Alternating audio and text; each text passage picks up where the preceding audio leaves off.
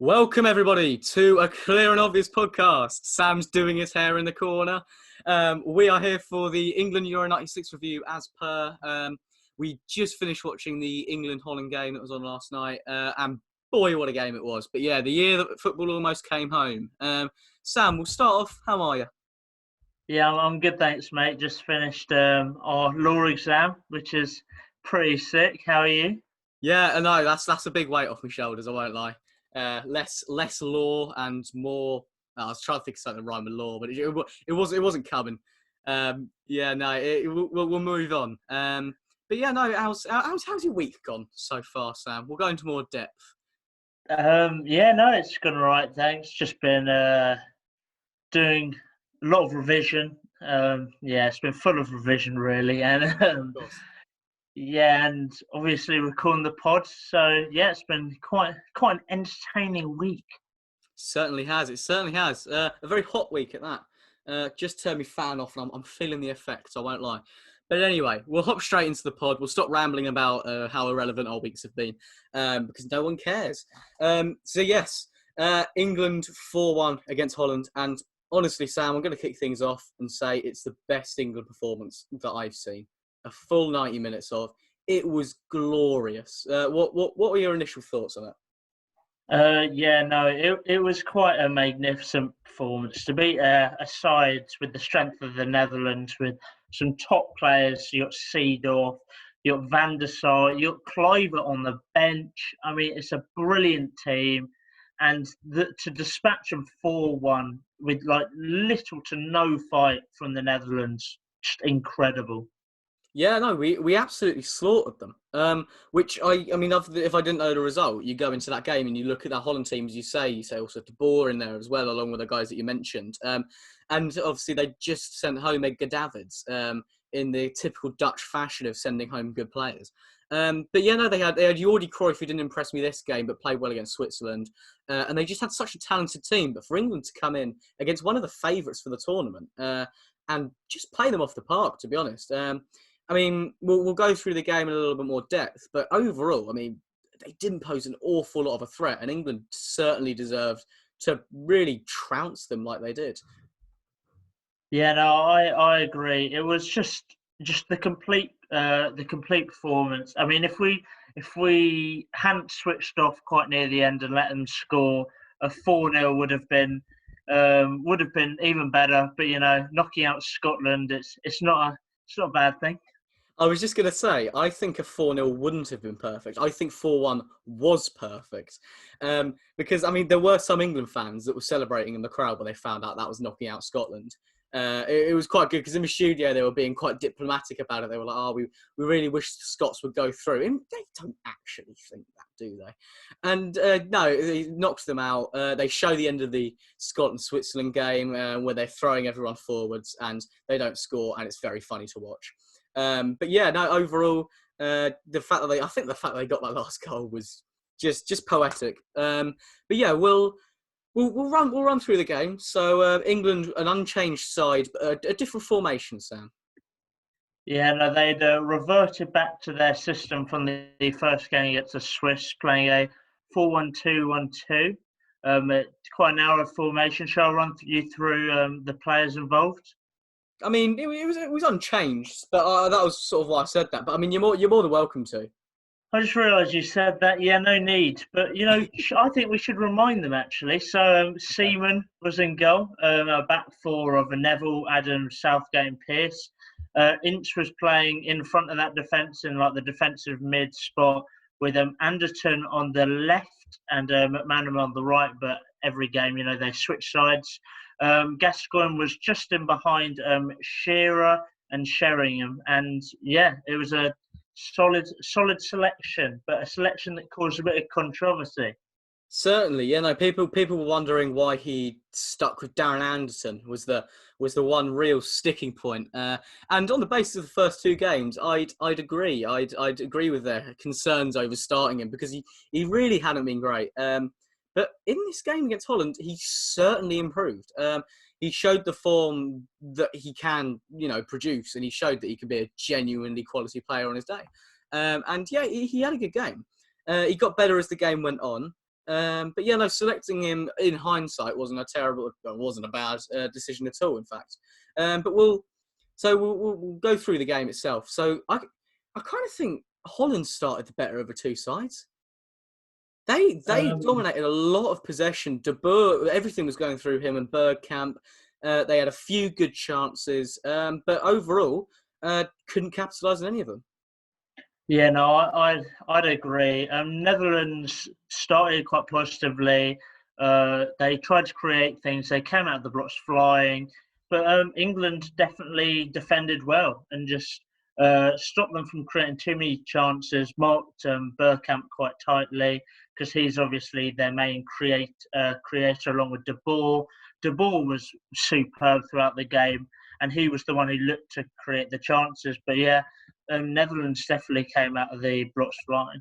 Yeah, and no, it seemed like Hiddink could set his team up perfectly, certainly at the start of the game, because they limited any of the balls going into Sheringham and Shearer, and they did a very good job of that early on at least. And they were able to, yeah, as you say, get it through their two main guys. And they really, Jordi Cruyff actually started the game very well out wide, but they just sort of faded a little bit. I think, on balance, first half, they were probably the better of the two teams because we'll go on to the penalty in a minute. But even after the penalty, Holland were the ones coming forward and making things happen. Wouldn't you say? Yeah, no, I think I'd probably agree with that. I mean, they still came forward and made things happen after the pen, but I feel like after the first 20 minutes, England really started to grow in the game, started to create chances of their own. And I think it was a more balanced end to the half, a bit more end to end. But I feel like they probably had the edge on first half performance wise. Yeah. But that meant nothing in reality because we went down the other end and had a lovely little attacking move. And Paul Ince just nicked in to get ahead of who was it that gave away the penalty again? It was Blind, the father of Davy. That was it. Yes, it was Danny Blind. Yeah, he tripped up Paul Ince as he came into the box. And Shearer stepping up against the quite menacing figure of Edwin van der Sar. Stepping up, and he just typical cool as ice. Slotted in the bottom corner, too far for his reach. And yeah, England probably lucky to go 1-0 up early on, but then, as you say, maybe progressed into the half. But yeah, any thoughts on the first goal? Well, Paul Ince does incredibly well. I mean, McManaman comes down the wing first of all, waits for Paul Ince to make that run, which he does often. I mean, he's a defensive midfielder, but he often makes these darting runs forward. And the flick to get past Danny Blind was amazing. The way he just flicks it through just his leg, almost like a back heel. And it was just such a nice little flick. And Blind just didn't know how to react and just took him down. And yeah, brilliantly dispatched by Shearer. Yeah, it's one of those ones where, and you'll know as a defender yourself, it's one of, obviously not to the level of Danny Blind, but it's one of those ones where you can sympathise with the defender because he's genuinely gone for the ball. He's just not seen Ince come in with that delicate touch, as you say. And yeah, no, you commented there on sort of Paul Ince and him playing in that holding midfield role.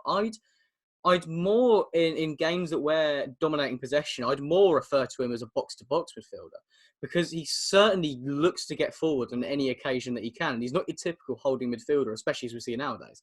But yeah, he certainly likes to get forward a lot more. But yeah, he is, as you say, probably our one holding midfielder in that team. Yeah, no, he does make a lot of runs forward. So I guess he is more box to box than your average defensive midfielder. But the way he sits in that defensive midfield where we're under a lot of pressure, I'd say it's like his best position, and he just does really well there. Yeah, no, but he, yeah, as you say, he played really well. But I mean, we didn't look massively sturdy at the back for the majority of the first half, at least. We were able to keep them out every now and then, but there was one chance for me that really could have tipped the game, and it was a ball played through to Bergkamp, and he got just in behind, and David Seaman pulls off a very underrated save because it almost looks like Bergkamp, and I thought he should have. Bergkamp was going to go for his trademark delicate little chip over Seaman because he'd come quite far out. but he sort of tries to tuck it in the near post, and Seaman just sort of follows it and tips around the post. And that, if they score that, that could really be the turning point of the game, because this Dutch team are known for their comebacks, and they're a genuinely quality team when they can get going.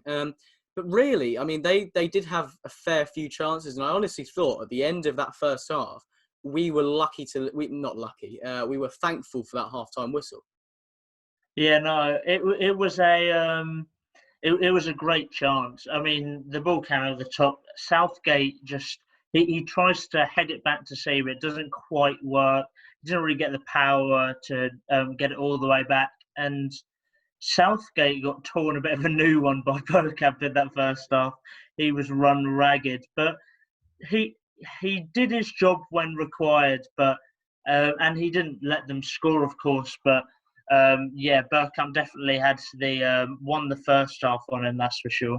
Yeah, no, completely.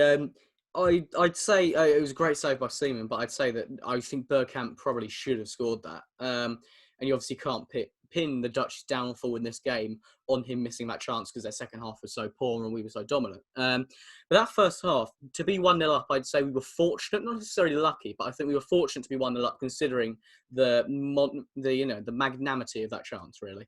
And no, going into the half. It was coming out into the second half. There wasn't necessarily this thought that we'd go on and kick on and get a few more goals. Far from it, in fact. The general expectation was we haven't seen what this Dutch team can really do, and we still haven't. At least against England in this game, because we came out of the blocks and we were fabulous. We really were. We were fantastic coming out the gates. The atmosphere for this game, I'd just like to add, was unbelievable. It was almost like it was split 50-50 with Dutch fans and English fans. It was just like a sea of orange, and it made for a really good atmosphere, I'd say. But yeah, talk us through the second goal, Sam. It was a brilliant second goal. Teddy Sheringham got it, and we won a corner on the left-hand side. Paul Gascoigne took the corner. Really good delivery, actually. But the header, oh my goodness, what a header it was. He barely left the ground. He just got the better of his man, and he just plants a header into the top corner. Into the bottom corner. It's just such a brilliant header. Bear in mind, he didn't have the leap to generate the power. He generated so much power from like standing still, and an absolutely brilliant goal that the goalkeeper could do nothing about. No, completely. It was as you say, it was a great whipped-in ball from Gaza, but it still left Sheringham with all of it to do. And it was, the way he was able to generate such power and to get it past Van der Sar and someone on the line. There wasn't. That was it, because I knew they made a point about someone being on the line. I just couldn't remember if it was for the goal or one that had been cleared off the line, because there was one that was cleared off the line in the first half, wasn't there? And am I right in thinking that was also Sheringham? The first half, Shearer had a shot blocked off the line by a Witschger, I think his name is, and in the second half they decided, it worked for the first half, but there's no need to put one on in the second, and they paid for that mistake. There you go. You should have a word with Gus Hiddink, mate, because that's poor from him. But Sheringham getting his first goal of the tournament, and he had a headed goal coming, because he missed a ton of them against Scotland. He missed one against Switzerland, and it was like, for God's sake, can this man just score a header?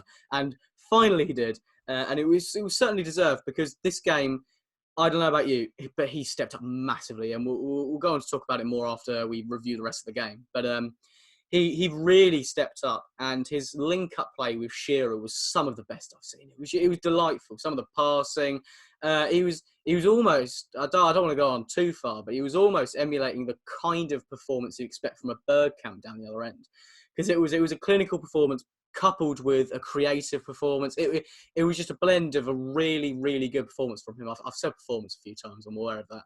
I couldn't think of another word. Game, that would work. He had a great game, and he showed up finally, which is good to see, because Shearer needed some help, and boy did he get it. Yeah, he was phenomenal. It's probably his best performance in an England shirt, probably in his entire career. It was so much improved. He, like in the Switzerland and Scotland games. I mean, yes, he was better in the Scotland game, but it was still like an average performance, and like you wouldn't really expect from him. And there were a lot of people, in fact, were calling to drop him for this game, but he proved the doubters wrong and really stepped up when needed. Completely. So we'll go on. Sorry, there's an ambulance that just went past. You can probably hear it. This is the perks of having your window open onto a main road. Apologies. We'll go on to the third goal, and this was, I'd say, the pick of the bunch. It was gorgeous.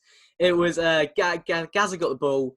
He made a lovely little run. I think the ball was put through to him, and then he made a lovely little run just down the far side. And you kind of expected in that Gazza's kind of scenario when he's normally making that running on goal to find a shot out somewhere. But he selflessly pulled it back to Sheringham, who you're like, okay, he'll shoot now. He doesn't shoot either, sort of feints to shoot, sells the defender, plays one more into the path of Shearer. And the finish from Shearer is actually very underrated because he needs to tuck it high as well into that near post to keep it out of the reach of the lanky old Edwin van der Sar. And he really finishes it well. And it's classic Shearer finish. But that was my favourite goal of the bunch. I don't know about you. It was a brilliant team goal. One of the best, probably the best goals so far in the tournament for me. I mean, just so good from Gascoigne start, the strength to shrug off his defender as well, and then Sheringham he looks like the dummy to shoot, and then just change the angle of his foot to play in Shearer, who just smacks into the top corner. Such a brilliant goal, really is. It was beautiful to watch. It was that total football that the Dutch like to play, and they said it a lot in commentary. But we used their system against them because we were playing just such a complete game, and we were playing the ball around so delightfully that they didn't know what to do. And it was something that they clearly hadn't come up against, certainly against England before.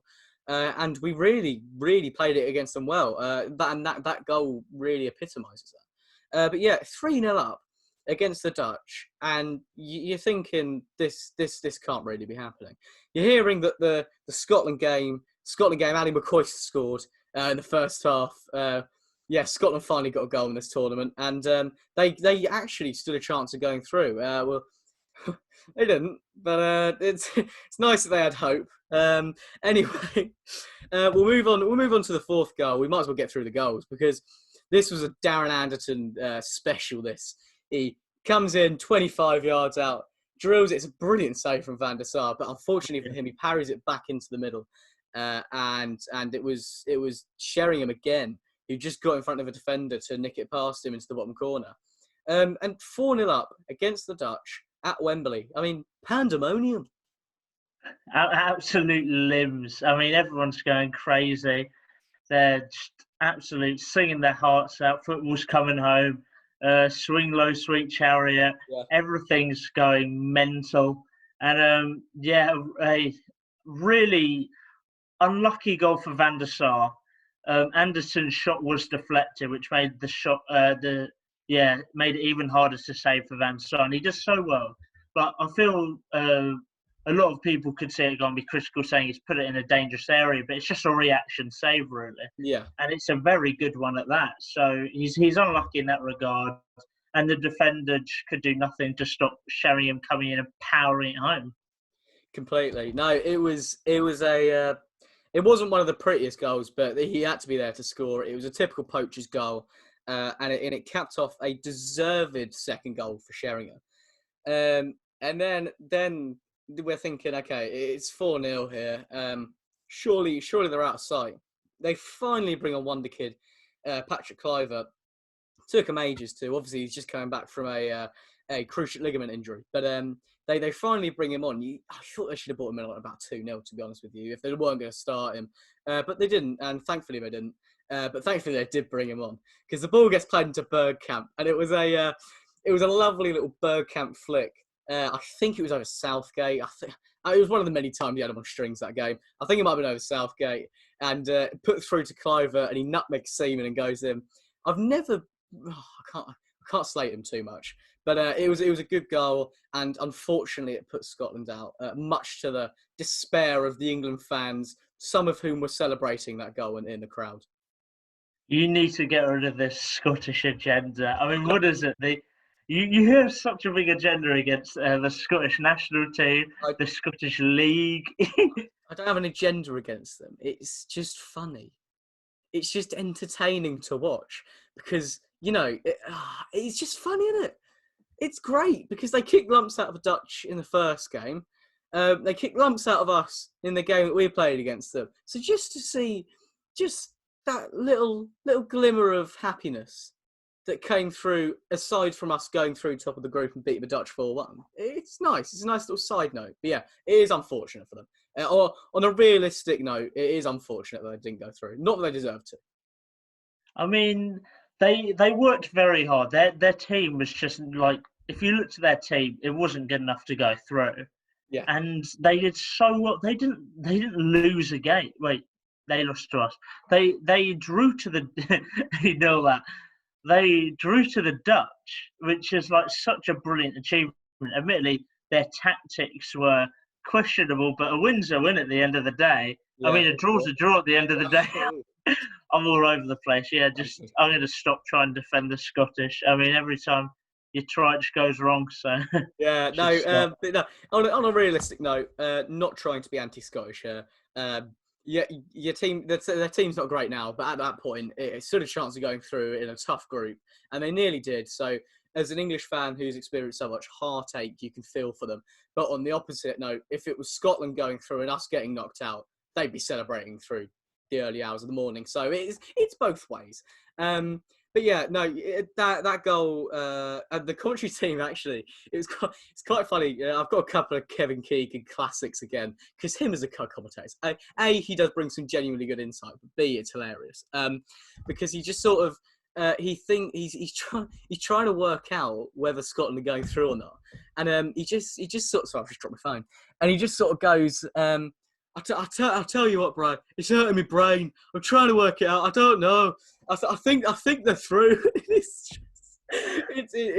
amazing. It's classic Keegan. But yeah, they had it confirmed that they weren't going through and finished 4-1. Fowler got a run out. Barmby got a run out.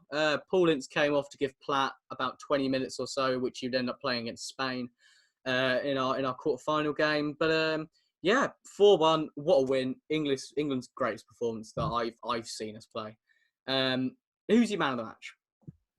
Well, I'm going for. Well, I had a lot of debate over this. It was for England. There were two to choose from. Of course, it was either Sheringham or Shearer, and I've gone for. I'm going to go for Shearer because I know you want to choose Sheringham, just so that we can be different. But yeah, Shearer. He scored two goals. They're both brilliantly taken. He dispatched his penalty very well. His finish for the third goal. Yeah, third goal was very good. Throughout the game, he bullied his defenders. He was his link up with Sheringham was very good.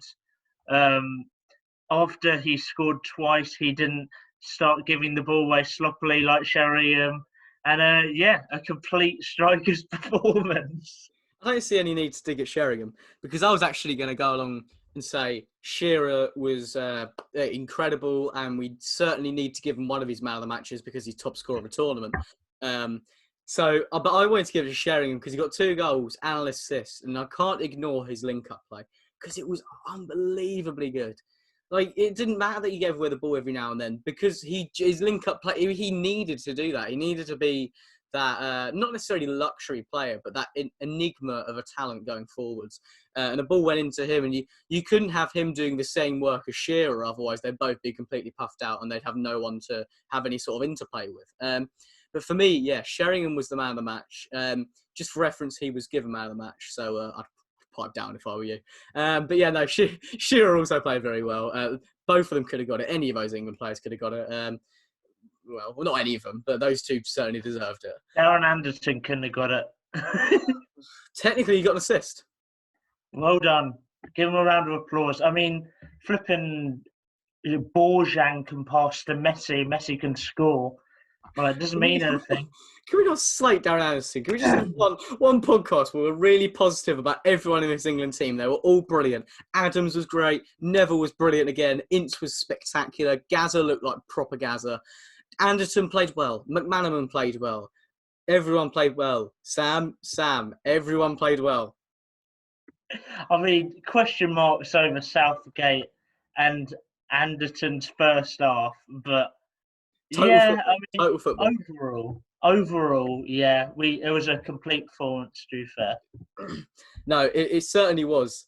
So there's three things really that weren't necessarily game related, but I've highlighted just because, and we like to do this every now and then, just because we obviously weren't alive at the time, as we've said, and it's quite funny listening back to some of the things that the punditry team and the commentary team are saying.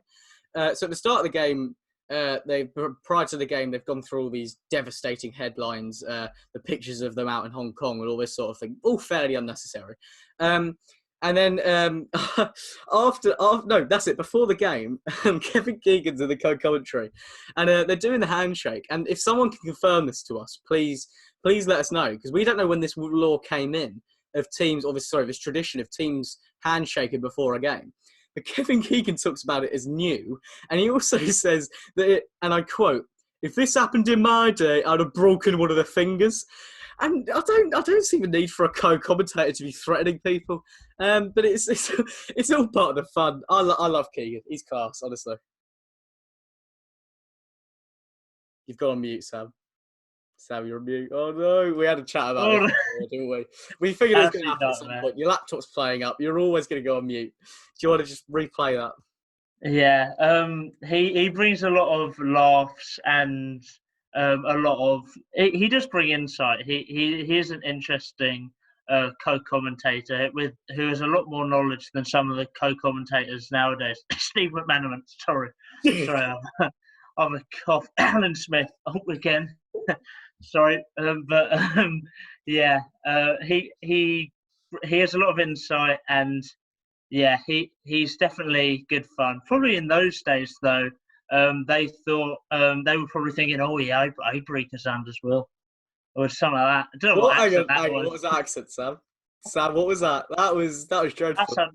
That sounded like more Welsh. What were you trying to go for? Were you trying to go Geordie? Yeah, I can't do it. No, let's not offend any Geordies or Welshmen or Jamaicans out there, because it had a bit of a Jamaican twang about it. It was a little bit Jamaican, but no, you talk about. I'm gonna give you a word of advice, just for the minute. So the industry we want to go into, I'm not gonna necessarily recommend slating the people that are currently in it. But you do you, mate. I'm gonna stick to it. But McManaman, Alan Smith, both amazing co-commentators.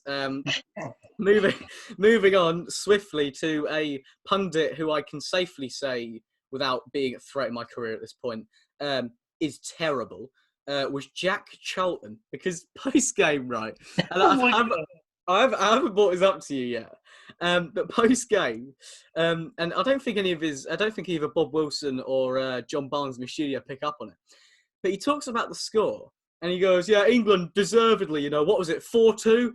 And they both just sort of blankly look at him, and he goes, yeah, it was 4-2, wasn't it? Yeah, they did brilliantly. And he goes, oh, it wasn't 4-2, was it? What was it? Oh, no, it was 4-2. 3 times he checks himself to know what the score is, and he still doesn't get it right. I love it, honestly. He does make me laugh. It was fun. No, it's because they were talking about 1966 and the last time England scored 4 goals, and that game was 4-2. Yeah. And he was just trying to check. Like he at first he said that it was 4-0 the England-Netherlands game. Or he's just like, I reckon he drinks before he goes live. It was all over the place. Yeah, he was certainly a better player, because an incredible player, but a better incredible player, a less incredible pundit. John Barnes actually brings some insight, and Jack Charlton didn't. We'll put it that way. The Graham Souness of his day.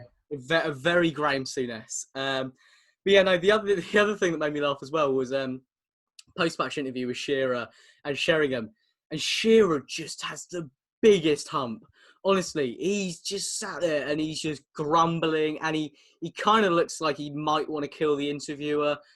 He's got this face of thunder. And I don't get how you can have a face of thunder like that after beating Holland 4-1. But it was all the media stuff, wasn't it?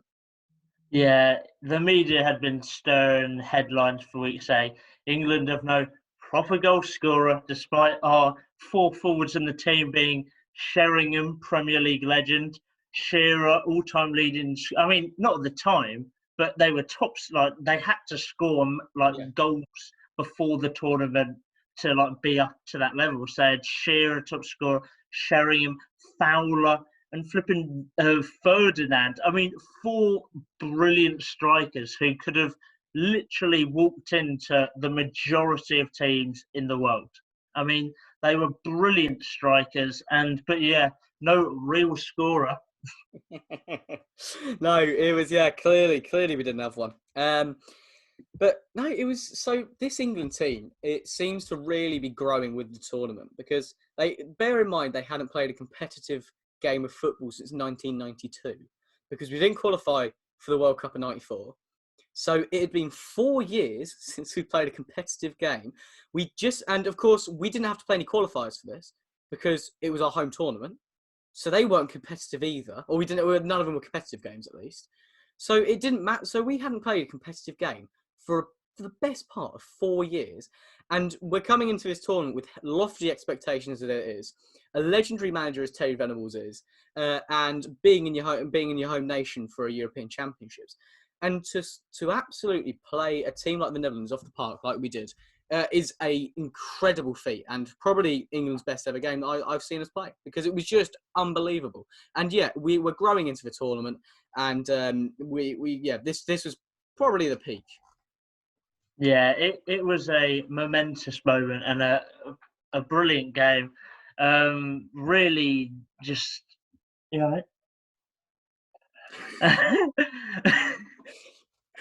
Who's joined the podcast? It's my dad, Steve. Hello, Steve. Cool. Okay. Sorry. I have to get my lead. That's fine. We'll leave this in. This is amazing. I won't get this anywhere else. I don't even know what to say now. Do you want to ask Steve his thoughts on the game? Does he remember it? Dad, what were your thoughts on the England-Netherlands game? I'll get you on camera. That goal from Shearer, the 4th goal there, third goal, Sheringham pass. I think that pass was just one of the defining moments of the whole tournament. Absolutely brilliant precision. And I thought it was an epic game. It was the best England performance, I think, for about 20 years. So highly enjoyable. I remember watching it when I was 6 years old. It was wonderful. Thank you very much, Steve. Hope you're well. There we go. There's insight from the man himself. What a game it was. Really, it was truly spectacular. And these are the wonders you get with a Clear and Obvious podcast. Should we wrap it up? Yeah, we've got to end it on a high because that's the highlight of our podcast so far. My head is completely gone. Right, I'll wrap it up for us. Thank you everyone for listening. We've got hopefully a couple of interviews coming up. We'll wait to hear on those. Ifs, buts, and maybes. Got a couple of things in the pipeline. We'll continue doing Euro '96. I believe the Spain game's on Saturday, so we'll get that out. Hopefully this is out on Thursday if I've been bothered to edit it. But we can all dream. And Sam, do you want to say goodbye to our listeners? Yeah, thanks for watching. Like, subscribe, download, whatever you need to do. And thanks for watching, guys. Thank you very much.